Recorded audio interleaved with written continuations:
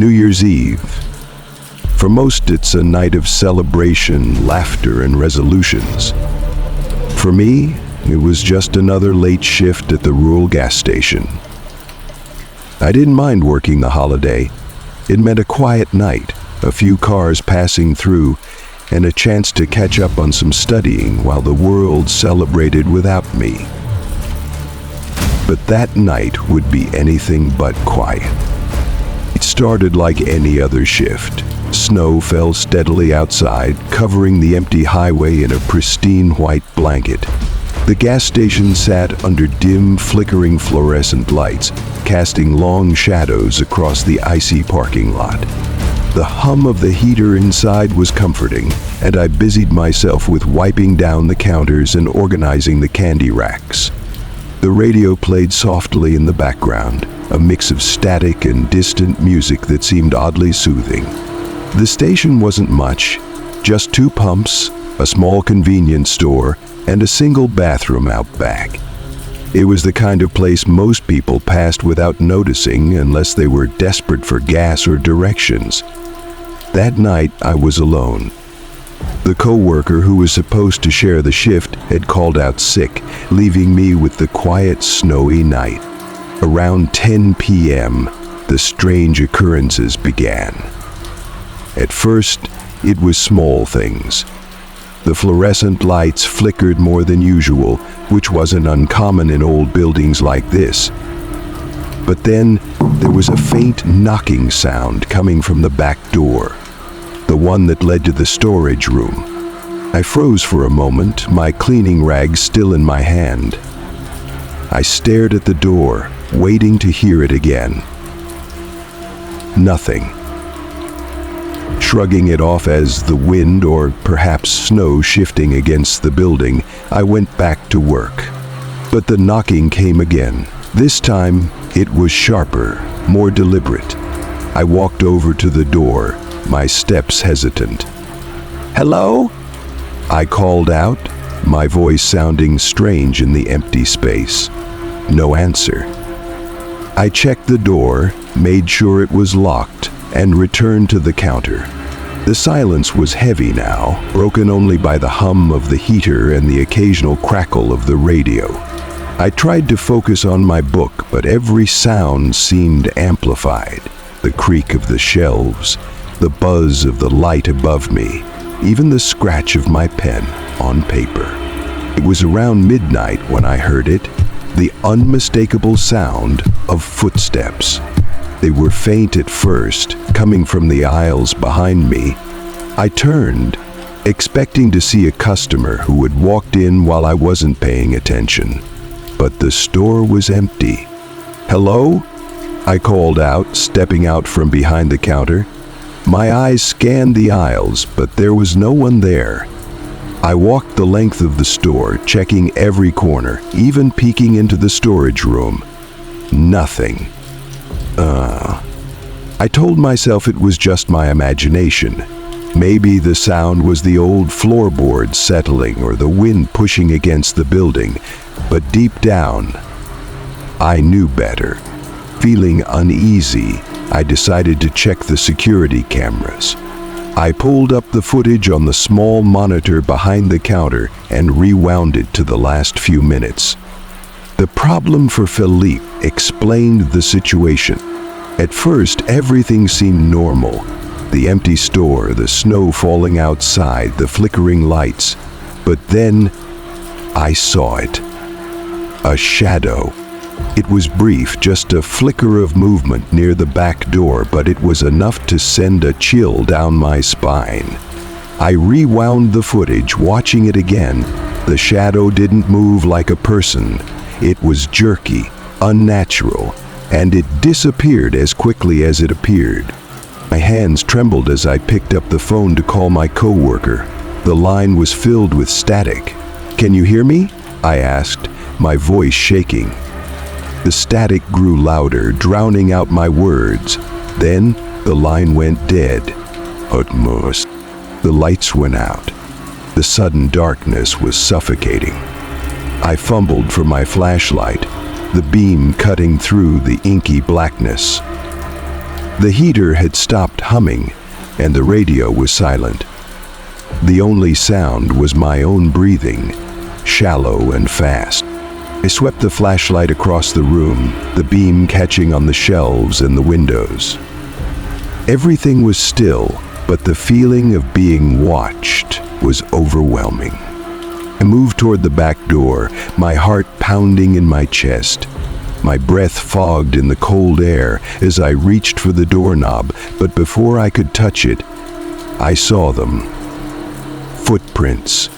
They weren't mine. They started at the back door and led across the floor toward the counter, and then back toward the storage room. Panic surged through me. I grabbed my keys and bolted for the front door, my flashlight shaking in my hand. Outside, the snow was falling harder, the world eerily silent under its blanket. I ran to my car, my breath coming in short gasps. As I fumbled with the keys, I glanced back at the station. Through the darkened window, I saw it. A figure. It stood motionless, its shape barely visible in the dim light. It didn't move, didn't make a sound, but I knew it was watching me. The engine roared to life and I sped away, the tires skidding on the icy road. The station disappeared in my rearview mirror, but the fear stayed with me. For days I tried to make sense of what had happened. I called my coworker, but they had no answers. The security footage was gone, erased somehow during the blackout. Finally, my wife and I moved into a nice apartment on the Red Cross property, next door to the Schwabs. Then I found it, an old newspaper article tucked away in the gas station's back office. It told the story of a man who had disappeared from the station years ago, on New Year's Eve. Locals believed the station was cursed, haunted by a dark presence that lingered long after the man was gone. Some say it's still there, waiting for someone to come too close, to stay too long. I don't know what I saw that night or what followed me out into the snow, but I do know one thing. I'll never go back.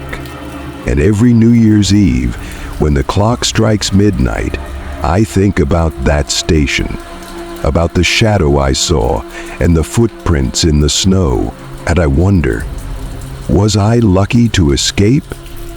Or was it just waiting for another chance?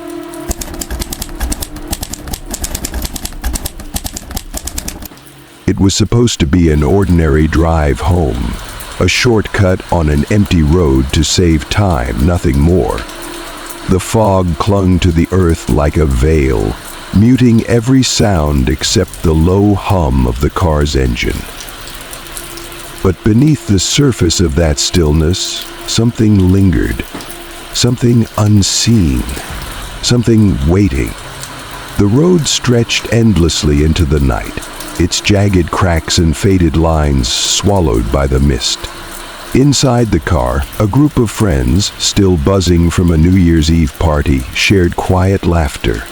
Their bond made them feel safe, invincible even. But the path they had chosen held secrets they could never have prepared for. They had no way of knowing that their decision to take that road would mark the beginning of a story whispered about for years. The night began with celebration. A New Year's Eve party. Confetti, music, and drinks had left a group of friends in high spirits. As the clock struck midnight and the fireworks painted the sky, they felt invincible. But now, in the early hours of the new year, the energy had faded, leaving only exhaustion and a shared desire to get home. One of them, the designated driver, suggested a shortcut. "It's faster," he said confidently. "We'll be back in no time." It seemed to get the first shortcut by 2 years. They turned onto an unmarked road, a strip of asphalt that seemed forgotten by time. The moment they left the main highway, the world around them changed. Streetlights disappeared. replaced by the faint glow of the moon struggling to pierce through the dense fog. Mother Earth, the road was eerily quiet.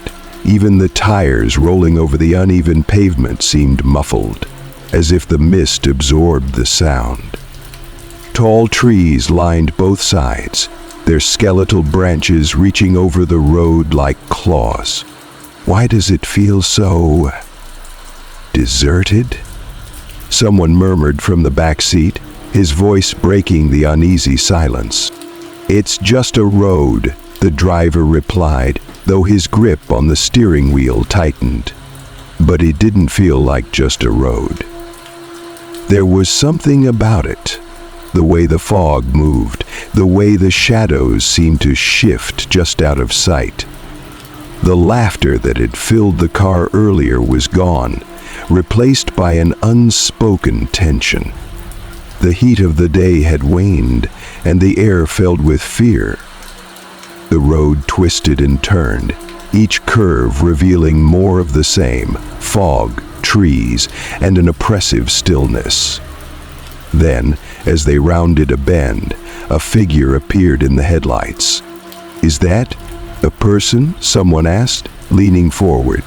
A woman stood by the roadside. She was motionless, her silhouette blurred by the mist. Her long coat and dark hair were faintly illuminated by the car's high beams. "Should we stop?" one of them asked, his voice uncertain. "At this hour? On this road?" another muttered. She could be dangerous, but the driver had already slowed the car. As they approached, the woman turned her head slightly, her face pale and expressionless. She raised her hand, a silent plea for help. "She looks lost," someone said. "We can't just leave her here." Against their better judgment, they pulled over. The woman walked toward the car with slow, deliberate steps. She opened the back door and slid in, her movements almost mechanical. "Where are you headed?" the driver asked, trying to sound calm. The woman didn't answer. She only pointed down the road. The car moved forward again, but the atmosphere inside had changed. The temperature seemed to drop with every passing second. "Is it just me, or is it freezing in here?" someone asked, wrapping his arms around himself. The person responded to the silence with a groan. The driver turned up the heat, but it didn't help. Then the radio came to life. The station changed on its own, static blending with faint, distorted voices. "Turn that off," someone said, his voice rising in panic. "I'm trying," the driver replied, but the controls wouldn't respond. In the rearview mirror, the driver caught a glimpse of the woman. She was staring straight ahead, her eyes unblinking. Minutes felt like hours as they drove. The road stretched on endlessly, the fog growing thicker with each mile. "How much farther?" someone asked, glancing nervously at the woman. The woman raised her hand again, pointing toward a faint light in the distance. As they drew closer, the outline of a house emerged. It was old, its windows dark and its roof sagging. "That's Sybil's home," I said, pointing. "Built by grandmother. I'd be in class." "This can't be right," someone said, his voice trembling. The driver stopped the car in front of the house. "This is your stop?" he asked, though he already knew she wouldn't answer. When no response came, someone turned to look at the woman, but the back seat was empty. "She's gone," someone whispered, his face pale. "How is that possible?" the driver muttered, his heart racing. Then they saw it, a small weathered photograph lying on the seat. Someone picked it up, his hands shaking. The photo showed the same woman, standing in front of the house they had just stopped at. But it was old, the edges yellowed with age. "What is this?" someone asked, his voice barely above a whisper. The fog around them seemed to press closer, as if the night itself was watching. Park breathed. "Let's get out of here," the driver said, throwing the car into reverse. They didn't stop until they reached the safety of home, the suburban surroundings a stark contrast to the nightmare they had just escaped. No one spoke as they exited the car, their breaths visible in the cold night air. The next morning, none of them could shake the feeling of dread. One of them began searching online, typing in keywords about the house, the road, and the woman they had seen. The sights became far too much to bear. What they found sent a chill down their spine. The woman had died in a car accident on that very road decades ago. Witnesses claimed she had been hitchhiking, trying to get back to her family home. The house they had stopped at had been abandoned for years. Their hands trembled as they read the final line of the article aloud to the others. Locals say she still appears to travelers on foggy nights, seeking a ride to her old home. But beware, she only shows herself to those she believes will join her soon.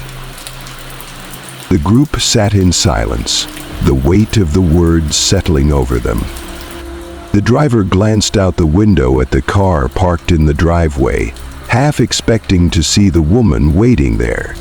But the only thing outside was the fog, slowly dissipating with the morning sun.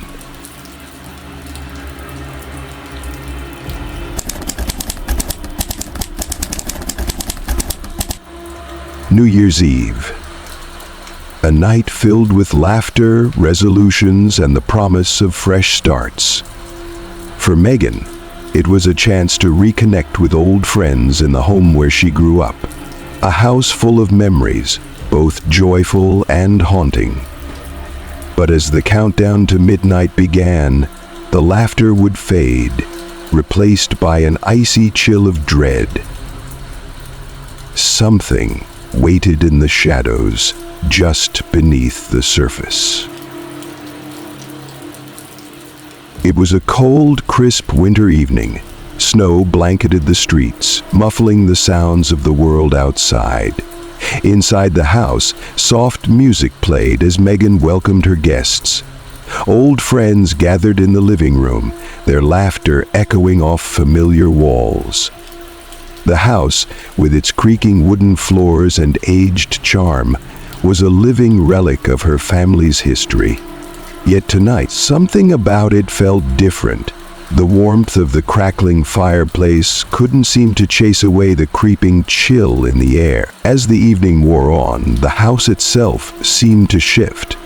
Guests began noticing oddities, a cold draft in the coziest corners, the unsettling sensation of being watched.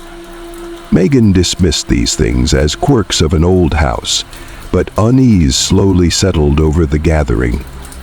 Beneath the laughter, a subtle tension grew. Then the first sound came, a low, muffled thud from the basement. At first, it was easy to ignore, but the noises persisted, becoming louder and more deliberate. The soft tapping turned into dragging, like something heavy moving across the floor below. The guests' nervous glances did not go unnoticed, and Megan finally decided to check it out. Grabbing a flashlight, she headed toward the basement alone. The basement was just as she remembered it, cold, cluttered, bathed in shadows that seemed to twist and shift under the flickering beam of her flashlight. The air was heavy, as though the space itself was holding its breath. There was nothing unusual in sight, but the unsettling feeling of being watched lingered. Megan tried to shake it off and returned upstairs, determined not to let fear spoil the night. But as midnight approached, the unease deepened. Amidst the celebration, Megan realized someone was missing. Nora. At first, Megan thought she might have stepped outside for air, but her coat and shoes were still by the door. She was nowhere to be found. Megan searched the house, checking every room, every corner. Her steps led her back to the basement. Descending once more into the cold, dark space, she noticed something she hadn't seen before. Nora's phone, lying on the floor at the bottom of the stairs. The screen was cracked, but when Megan tapped it, a recording began to play. At first, there were faint whispers, distant and indistinct. Then, slow, deliberate footsteps echoed, moving toward the corner of the basement.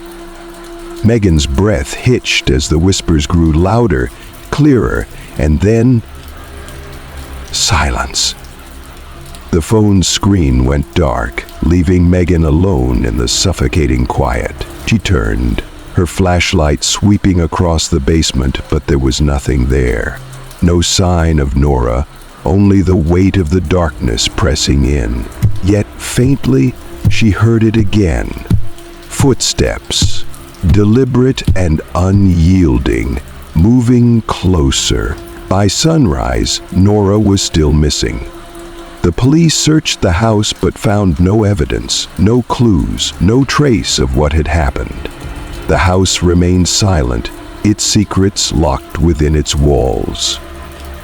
Megan, though, could not forget. Days later, while sorting through old family belongings, she stumbled upon an aged newspaper article. The faded text described the mysterious disappearance of a woman named Thorne, the house's previous owner, who vanished without a trace one New Year's Eve, decades ago. The article hinted at strange occurrences tied to the house. Whispers, fleeting shadows, and an oppressive presence. Rumors spoke of a dark force that returned each year, searching for someone new. Megan realized that Nora wasn't the first, and she wouldn't be the last. The house remained quiet, but Megan knew its darkness still lingered. The shadow had claimed another victim, and it would wait for the next New Year's Eve, ready to strike again. They say the shadow still searches for new victims each year, and it will never stop. It will never stop. 3 stories, 3 encounters with the unknown, each leaving behind more questions than answers. What was lurking in the shadows that night? Why do certain places seem to echo with events long forgotten? Some mysteries remain unsolved, left to haunt those who experience them and those who dare to listen. Which of these stories sent chills down your spine? Did they remind you of an experience you can't explain? Share your thoughts in the comments below, and if you crave more tales of the unknown, like, subscribe, and share. We have plenty more to keep you looking over your shoulder. The next time you celebrate New Year's Eve, remember, midnight isn't just the start of a new year. It's when the veil between worlds is thinnest, and sometimes the past finds its way into the present.